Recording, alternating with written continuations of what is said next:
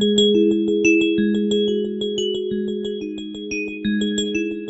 going on, YouTube? Welcome back to Eastside RC. Today, guys, we are going to put on the carburetor on the Taylor V2 35 Reed, and we are going to set the engine into the chassis and get it all mounted up. Another thing we want to address is the screw depth inside the reed block.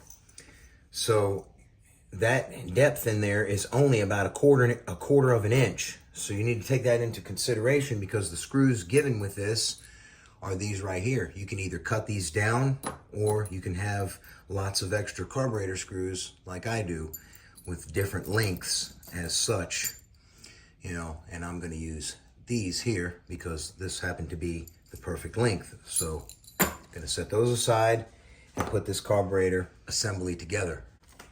The gaskets we're going to be using for the velocity stack are AF313 from DDM. And the velocity stack we're going to be using is the stock velocity stack. Has a nice little seat there for the boot that looks like a motocross boot. We got our velocity stack. We got our velocity stack gasket. We're going to use my high vibration washers, my Belleville washers. All right, they crush down. Those are my lock washers we're going to be using. Okay. Go ahead and drop them through here. Flip her over. We're going to take the carb. We're going to put that down on the choke side, obviously. Okay. Then you're going to take this assembly here, just like this, gasket on either side, and drop her on down. Okay. Put this down. Here's your carburetor assembly. You can put some Loctite on there if you want. I am.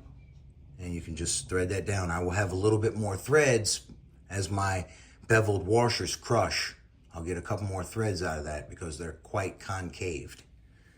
So we can go ahead and install this on the Taylor engine now. Take my little cap off here.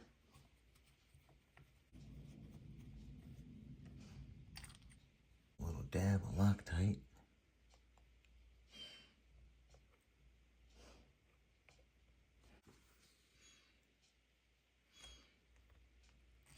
All right, let's install the carb. Timbo, what is it, baby? What you whistling for? All right, now we're gonna go ahead, now that Tyson has his treats, we're going to set this engine in here, and as you guys can see, all the work is going to be up on top. You just drop the engine in and then secure it with these little plates right here. Real easy, nice and easy. So let's get that thing dropped in there.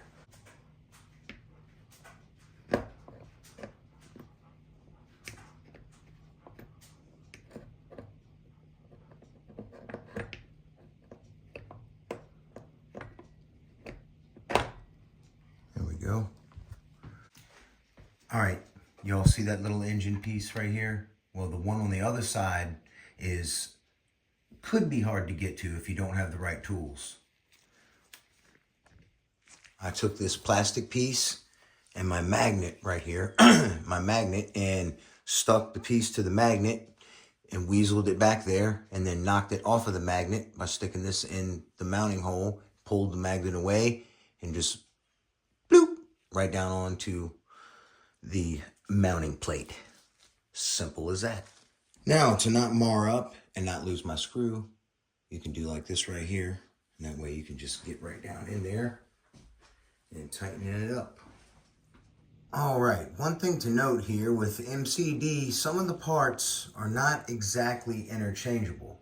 Okay, if you see that right there, this engine mount piece will not work with this billet setup here. Excuse me, alloy. The reason for that is this is made to work with the plastic setup, the composite. So they make a thinner alloy piece. I'm gonna have to get that one. I'll just order it with my new MCD.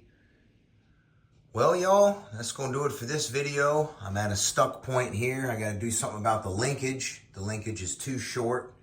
because this is the Reed engine, so the piston port fits much better. So I got to get that piece there and get the linkage figured out. And then I can put the exhaust on and I'll be done with this truck. All right, so y'all have a blessed one. I'll be sure to catch you on the next one. Eastside RC is out.